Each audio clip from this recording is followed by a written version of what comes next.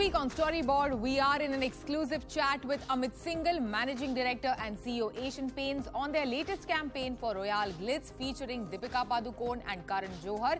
He's also speaking about their focus on premiumization, how they are amping up their ad spends around the festival and the impact of new entrants into the decorative paints on their business. We have Kate Biddow, Director of News Partnerships for Google APAC, speaking about Google's initiatives on localization and personalization in India and Google's fight against misinformation and much more. Hello and welcome to Storyboard. I'm Shibani Gharat. Festive season is knocking on the doors now, and brands and organizations are looking forward to welcoming it with open arms. One such brand is Asian Paints. In an exclusive conversation with us, Amit Syngle, Managing Director and CEO Asian Paints, reveals how the company is excited about the upcoming festival season that marries the cricketing season this year. Asian Paints will definitely be upping their ad spends this festival as compared to last year, he confirms. Also will be focusing on premiumization. I caught up with him and also spoke to him about their new campaign for Royale Glitz, which aligns with brands' core positioning, steal the spotlight and features their brand ambassador Deepika Padukone along with Karan Johar this time. He also spoke about how India's largest paint maker Asian Paints is not really worried about the incoming challenge from Pidilite, Grasim and many more entering the market. Listen in and also take a look at their new campaign exclusively. Amit, welcome to CNBC-TV18. Welcome to Storyboard. Thank you so much. New campaign for Royale Glitz featuring two stars, Karan Johar and Deepika Padukone. Still, the paint steals the spotlight in this one. If you can tell us more about it and how was this conceptualized and how was it evolved over last year's one featuring Deepika, which was very cute in its own right. I think the way it has been conceptualized, while there are two superstars, the paint still takes the spotlight in a very strong way. What we wanted was very clearly working on a consumer insight in terms of saying while luxury is apparent, but people want basically an RTB around the luxury as well to that extent. So I think what we took as very clearly is that there is a performance in the ultra sheen Royal Glitz which we have, which is crack-free performance which comes in, and that's the nuance which we wanted to bring about strongly.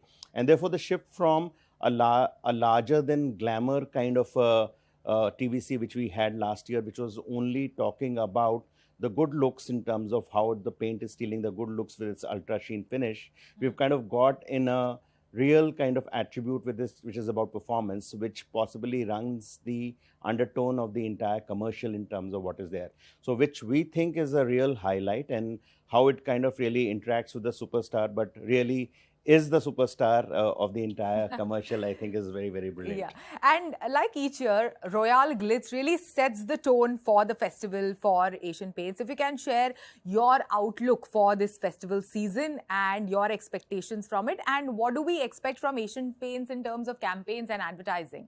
Okay, first of all, I think for us, the whole luxury paradigm is becoming very, very important. And as what we are seeing as environment, I think the luxury brands are really kind of doing well. We think the entire luxury industry is moving towards something like almost about a $8.5 billion kind of overall kind of potential in terms of by the end of the next year. And therefore the timing is right in terms of really upping the luxury quotient as we kind of go. And this is the best time because we have a season which is coming, which is the festive season, which is a maximum painting kind of a season, which kind of comes in from that point of view. And therefore what we feel is that as we kind of enter the season, we are putting a lot of muscle behind this entire campaign, because the kind of luxury adoption which is happening not only with respect to the metros or the T1, T2 cities, we feel that possibly there is a larger framework which is coming, which is buying into luxury in a very, very strong manner, because after the COVID, homes have become a very, very big socializing place to that extent. And therefore, the relationship is something which we want to really influence with this ultra sheen luxury kind of a sophistication we want to bring. Sure. And sticking with luxury, in fact, Royale Glitz is a luxury offering. Also, you have entered the luxury home decor space. You recently launched a store, I believe, Beautiful Homes studio in Chennai. So you are clearly, as you mentioned, upping the game when it comes to premiumization and luxury. If you can also share with us the plans going forward in this direction and what excites you about it. So first of all, as I said, I think the luxury adoption in India is happening at a very, very strong rate. And today, I think what we are bringing in more and more elements which can get really exciting for that segment. For instance, we have kind of really looked at Sabyasachi designer shades coming in the collection with glitz, which itself kind of ups the quotient with respect to styling and how people feel about the whole game in terms of what comes in. Along with that, we are kind of really upping the ante in terms of really the glitz decor which comes in with a lot of international textures and other areas which we are kind of bringing, so that the whole decor is something which is uber luxury in terms of what we speak of as we kind of get into it. And in the store, as you see, that we have not only kind of really combined glitz and other textures, but we're also bringing a whole element of home decor around it to that extent, with basically sophisticated furniture, lighting, rugs, and all the works coming, which is the entire entry of getting into the share of space within the homes, but with luxury as a very keen direction in terms of what we want to see, because this is a time which we think that the adoption is something which is happening like crazy. And more stores also in the pipeline in the coming months? Definitely. We'll have more stores. We already have an offering which is called the Beautiful Home Stores, which is about 44 stores we have across the country. Correct. But this is a real super luxury store which has come in, and by the end of the year, we will definitely have 3 or 4 more stores coming around. 3 or 4 more stores. Also, sticking with the festival season, this year, in fact, the great Indian festival season marries the cricketing World Cup.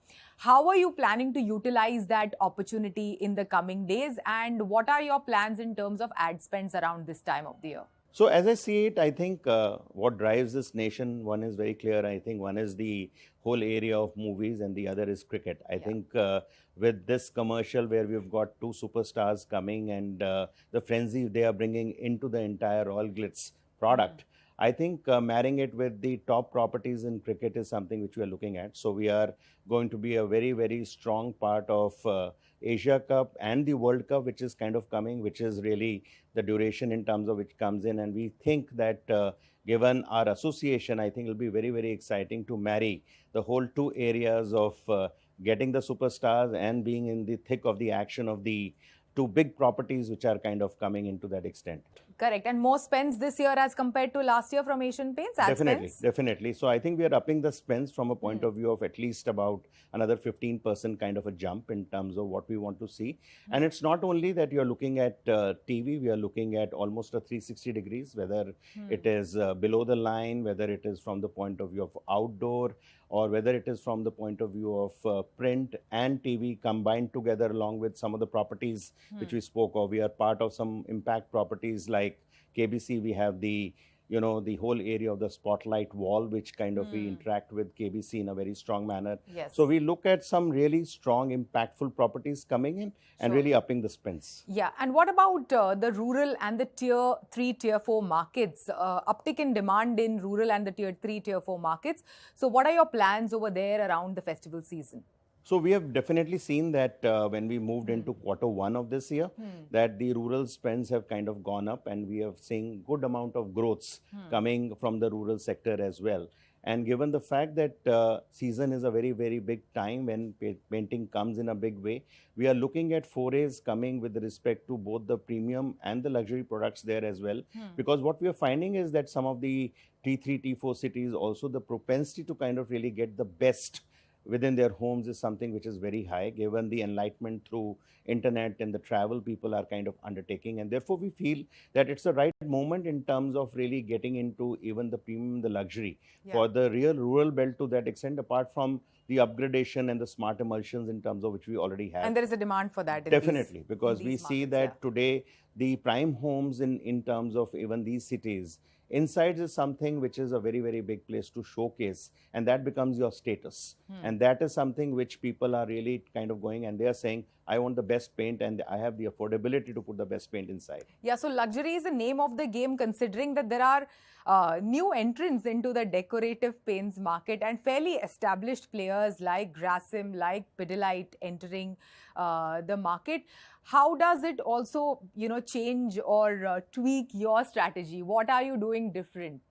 Actually, I've always maintained that competition has always been there in the industry, and I don't think so that this new competition really worries us, because the strength of the brand, the strength of the supply chain in terms of what we bring onto the table, apart from the innovations like Royale Glitz, which we have kind of got, it is the first of its kind ultra sheen crack-free paint in terms of which is there. So we feel that from those points, possibly the newcomers would not be able to kind of really see that they can get into the luxury space so well to that extent. It's all about cost and price, which would possibly they would be fighting on to that extent. So our strategy is very clear that keep on the work in terms of adding equity to the brand, look at keep on playing on your strengths, look at innovation, and look at concentrating in terms of your entire distribution strategy, which is very strong. And which also, these fairly established players entering into, the decorative paints business have great distribution strategy, also a history of creating robust brands in their own right. So what is your perspective? How will it change the dynamics? This paint is not like an FMCG industry where you look at possibly just exercising your distribution right, or you look at basically above the line campaigns. I think there is a whole lot of influencers which come in right now from the point of view of getting the right retailers, getting the right influencers like painters, contractors, architect, designers, and so on and so forth. So it's not a impulse product which possibly you can just buy because you've seen a communication about it to that extent. It has an intricacy in terms of a direct reach model, even in terms of distribution to that extent. And therefore, I think the brand equity comes in over large amount of advertising spends you kind of put up over decades in a brand to that extent.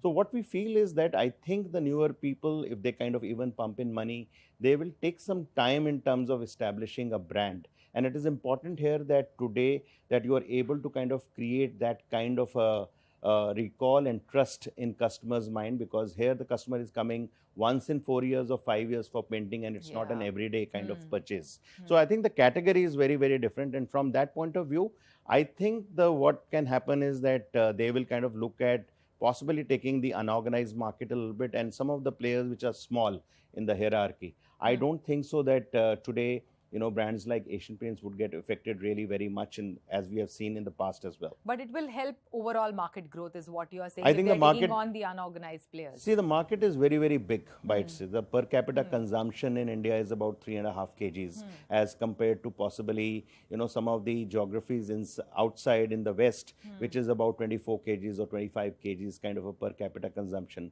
So it helps in terms of really expanding the market overall to that extent. Sure. And I think it brings in a little bit of more innovation, more interesting kind of forays which everyone kind of brings onto the flare. So I guess it's a very, very interesting times to kind of live in. Well, thank you so much. Thanks for your insights and thanks for joining us today. And thank you. I think it was really interesting talking to you. Thank you.